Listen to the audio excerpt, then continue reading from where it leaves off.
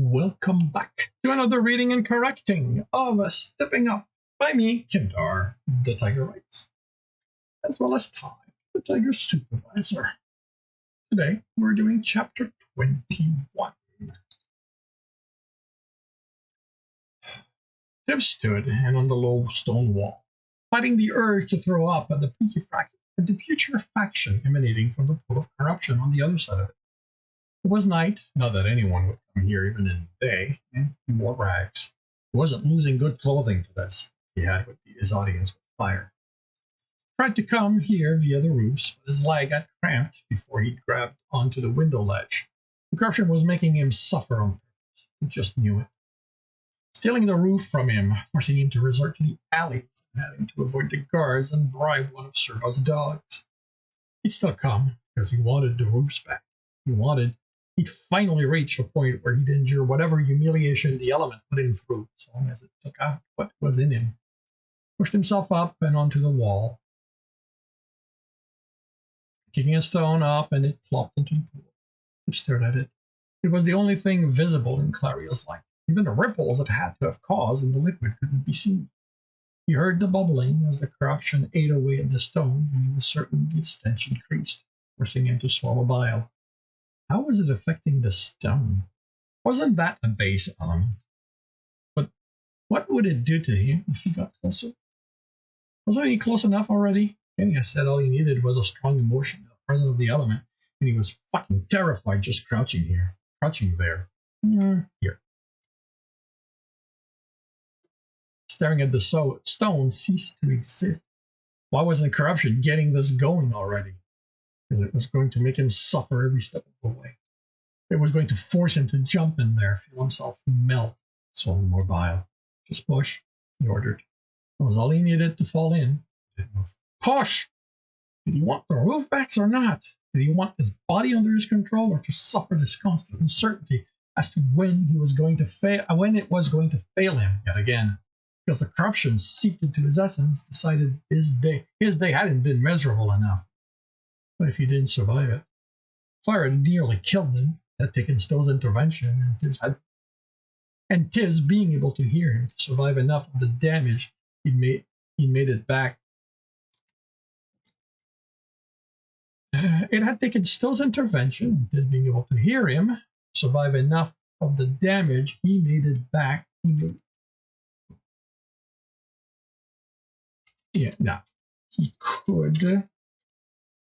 taken to the cleric to be healed. And if corruption had any interest in giving him an audience, why hadn't he done that back when he'd been covered in the stuff but he'd die? That had been enough for the other elements. They didn't want him. That was the only possibility. If he jumped in there, he'd dissolve into nothing. He dropped on the dry side of the wall. Water was wrong. At least he needed to find a way to do this that didn't guarantee he'd die. He'd asked Stowe, maybe, try to find a cleric he could trust so there would be healing available. He didn't have to do this himself, reminded himself, but the corruption would leave his body eventually. Just had to be patient. Then corruption wouldn't have a hold on him. He looked at the corruption. I don't need you, whispered, and walked away. Tibs followed the guard through the guild building, counting his steps. He didn't know why he'd been summoned, but this was another chance to work out the layout. Attempt to figure out how the protection worked. There had to be a system. This was just another puzzle, and with enough information, he could work it out. The response, after the guard knocked on the door, didn't come from Tyranno, as he had expected, but Harry. What did the guard leader want with him? He hadn't done anything that could get him called. Corruption resistance ensured that picking coppers out of pocket wasn't something Harry would bother with. If Tibs messed that up, the normal guards would deal with him. Leave us, Harry ordered the guard, and it was only the two of them. Tibs crossed his arm over his chest. I didn't do it. Harry chuckled. Could you tell me if you had? Am I lying? You did something. You're a rogue, you can't help it. But no, you didn't do this. Then I'm going back. Tibs turned to the door. I need to train. I need your help, Tibs. He froze, hand on the handle. I'm a rogue. You don't even want us here. Faced Harry, who looked tired. Why would you even want my help? Someone stealing from the noble. Good for them. Tibs said before thinking, and grinned. No, not good for them, Harry rubbed his face. Not good for anyone. The nobles aren't going to take this for long. If it doesn't stop, they're going to take matters in their own hands. They aren't going to care who gets hurt in the process of catching that thief. Tibs was conscious that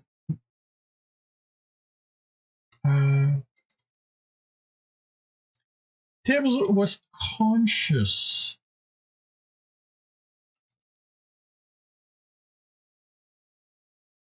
What?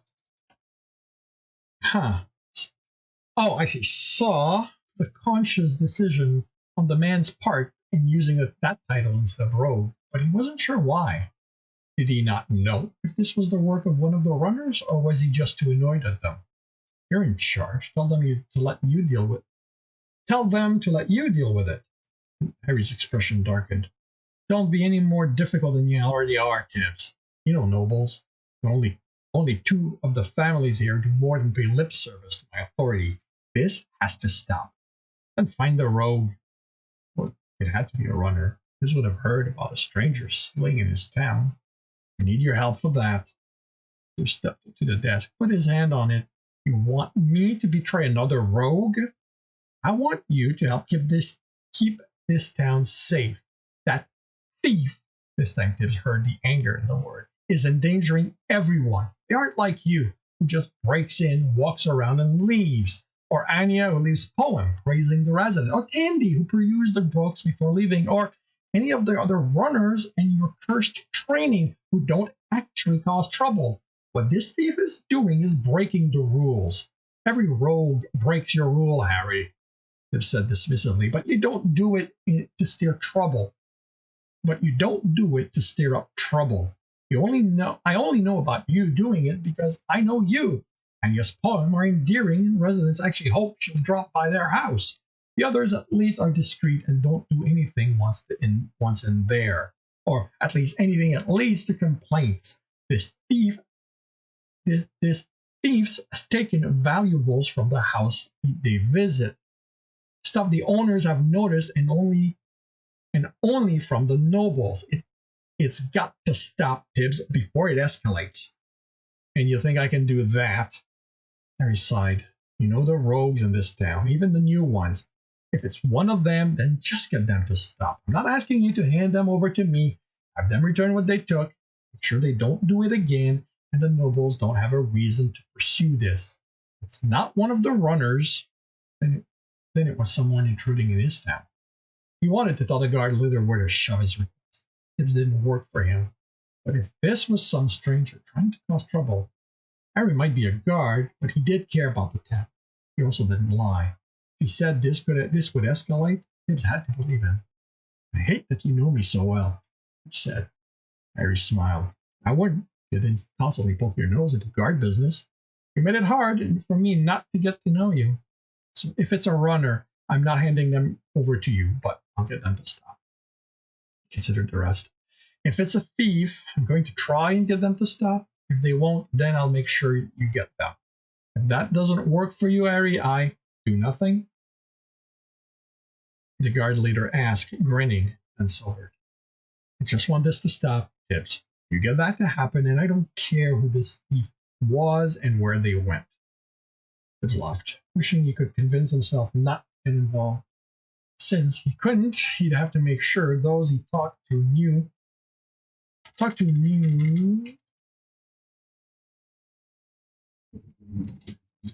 he did it for the town and not Harry. Didn't know that. He didn't know that on the Christian need.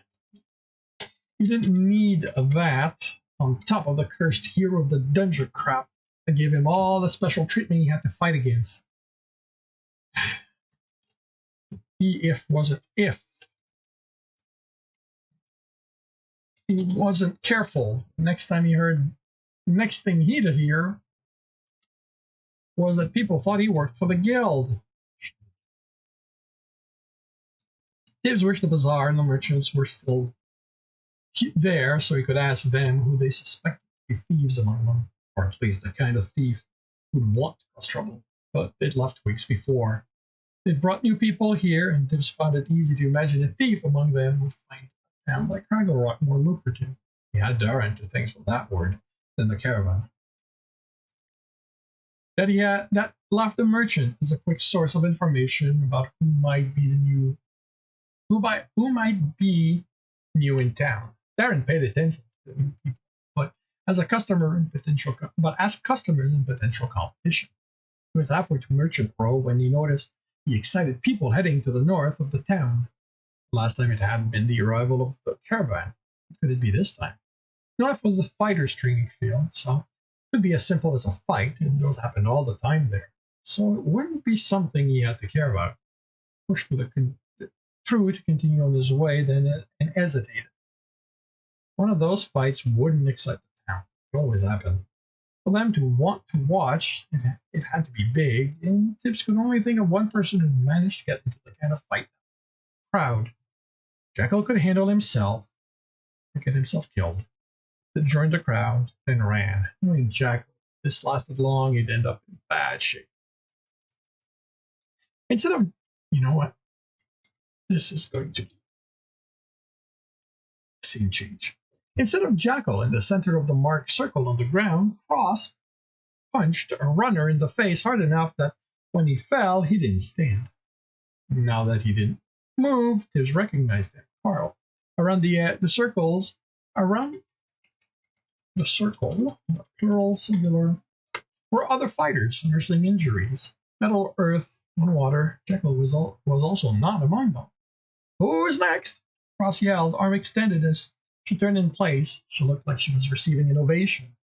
No one was giving her. Come on, there has got to be someone here who wants a piece of this. Well struggled to his feet. Then Payan was helping him and pulling him away. Carl was pissed. He wanted a rematch despite his condition. I thought you runners were all powerful and stuff, Cross yelled. A woman in leather armor that had seen better days stepped out of the crowd and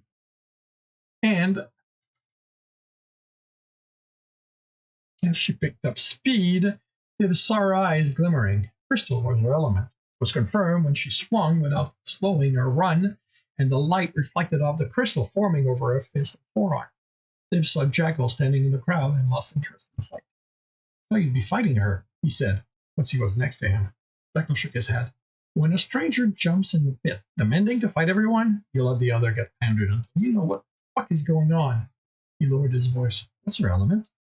She doesn't have one, Tibbs replied as softly. Jekyll stared at him, then looked at the fight, where the crystal fighter was stepping back with each punch she blocked across. The girl's only a little weaker than I am. She already took down Brent, Asmial, Mog, Haru, and Damien took her. Haru and Damien took her on as a team. Lydia was about to go down. She came with the caravan, Tibbs said. I thought she had left with them. She was one of the guards there. You know her? Jekyll asked, not taking his eyes off the fight. We talked. She's the one who showed me the puzzle I told you about. You didn't say she was a guard. Sure. It wasn't like I thought it was important. She was just someone I met and who liked puzzles too. Jekyll nodded as if Tibbs had revealed something. Then she smirked. Thought she was metal with all of it on her armor, but I couldn't figure out why she wasn't doing anything. Maybe she was only using it as extra weight. Force her to get stronger just by moving. He winced as Cross landed a punch in Lydia's stomach that lifted her off the ground and adds to the impact. I think all those weight slow her down. Only if they're a recent addition. Heavy stuff is a way fighters in the pit get stronger. Tibbs thought about what he'd seen of the armor when they spoke. I think they've been there for a long time. Some have new straps holding them in place, but most have been there a while. Again, Jekyll nodded. She's used to the weight. Stronger and knows how to use the added momentum they give her motions. I wonder how well she'd fare against someone who can use their essence properly in a fight. Like you? Jekyll grinned. Come on, Tibbs, don't insult me. You know all I do is stone up and punch stuff. Tibbs snorted. Why did his friend insist on acting dumb after using words like momentum? Tibbs didn't know that one. So it had to be one of the smart words. He didn't call his friend out on it. So you want me to fight her? Jekyll asked. Isn't that your decision? Tibbs replied, studying his friends. Jekyll didn't take his eyes off the fight. You think I can beat her? Idiot crumpled after Cross landed an uppercut. Tibbs shrugged. Only if you fight smart. Jekyll grinned. Oh well. It's been a while since I've had my ass handed to me by someone in town. This could be interesting. He stepped forward and Cross turned to face him. She noticed Tibbs and gave him a wave before focusing on Jekyll. Big and strong, she smiled, just like I like him. Seems like those you like end up bruised and broken, Jekyll said. So how about we settle on you mildly tolerating me, like everyone else in town? She stepped around him. I'm not going to go easy on you, no matter how little I like you. He moved with her. I wouldn't have it any other way. Then he rushed her, stepping to the side to avoid her punch. He stepped back, then rushed her and dodged again and again. His watch concerned Jekyll hadn't tapped into his essence yet. The fighter moved within the circle, thus moving forward as Jekyll stepped. Trying to punch him, Jekyll dodging most, deflecting some and enduring those that connected. You're planning on at least trying to hit me? She demanded, breathing ragged. Can't. My man doesn't appreciate it when I hit on anyone else. She paused. Is that supposed to be funny? Jekyll shook his head. I'm a one-man kind of guy. He still wants me, so you're going to have to be happy with me with doing all the hitting. Then why did you step in there if you aren't going to fight me? I never said I wasn't going to fight you, Jekyll replied, grinning. I said I wasn't going to hit you. Pulled out a coin. How about we make this worthwhile? Tibbs couldn't tell what it was from where he stood, only that it was pale, so silver, electrum. He didn't think Jekyll had gold. Isn't a fight worthwhile in and of itself? Was asked as they circled each other. If it's a bar fight, maybe. Jekyll motioned around them. This is a match. In those, the winner should be properly rewarded. What do you say? With a shrug, she pulled a coin. It's your money. It is, and I do love myself some coins. Tibbs.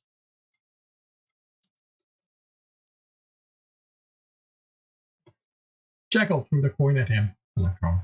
Hold on to them for me, will you? Tibbs cut across his coin, then the fighters were circling again. Aren't you going to do whatever it is your element lets you do? She asked.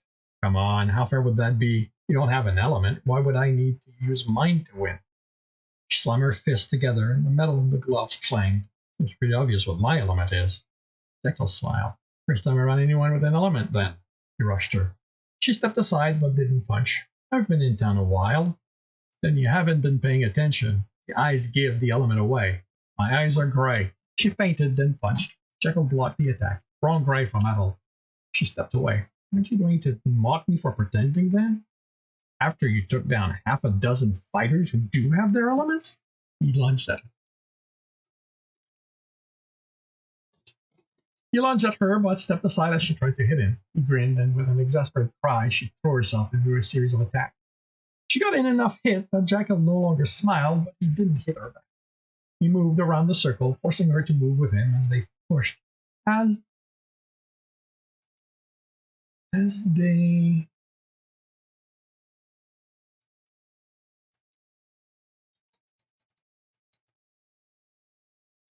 forcing her to move with him as they pushed her attack.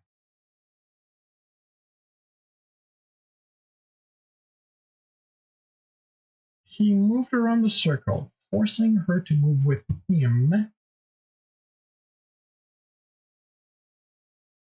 as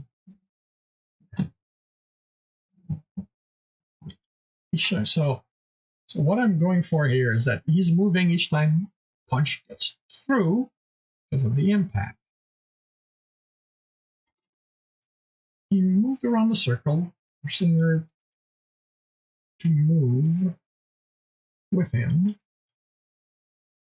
He moved around the circle with each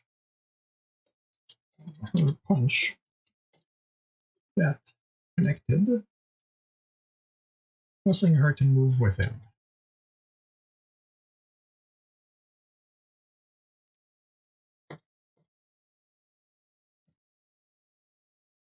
Tibbs noticed her breathing was heavy now and thought he understood what Jekyll was doing. He smirked. Stone up and punch stuff indeed. At this rate, everyone was going to realize how smart the fighter was. Her attack slowed as Jekyll kept talking, but now too soft for Tibbs to hear. Whatever he said, she didn't like it. Then Jekyll caught her punch in his hand, pulled her off balance, and she was face down in the dirt, with his foot on her back. I believe I win. Looked at him sideways. It was more like you cheated. Fighting involves throwing punches. You ever seen some old woman fight? How about this? If you can get up, this fight's not over. Jekyll's skin turned gray, and Tibs sensed the fighter pull essence from the ground. He'd seen him do this often enough to know nothing short of someone stronger in the element would move him. She tried, grunted, and looked at him again. You're using your element, she spat. Essence, he replied, and you made a point earlier of telling me I should. You're smarter than you look, he said. Tried again, then slumped. You win. Jekyll snorted. I'm just smarter than those you fought at this point, which really isn't saying much. The really smart ones know not to even try. He offered his hand and pulled her to her feet. I was a pit fighter before landing here. I learned to win instead of fight. Tibs joined them, and I do what I can to keep him from getting into too much trouble. He handed Jekyll his coins. Fighter grinned, then made a show of putting them in his pouch. She rolled her eyes, then looked at them. He's on your team? He's my team leader. Against my will, Jekyll added. I said Tibs should be it, but he refused. Karina wanted it. She wanted it too much. He grinned across. Never hand power to someone who wants it. I never hand power I never hand over power to anyone. She replied. You want it from me? You're going to have to take it by force. I'm good, Jekyll grinned, unless you want to keep fighting after you've had me.